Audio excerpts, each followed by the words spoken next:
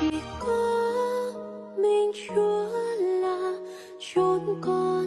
tựa nương, là thành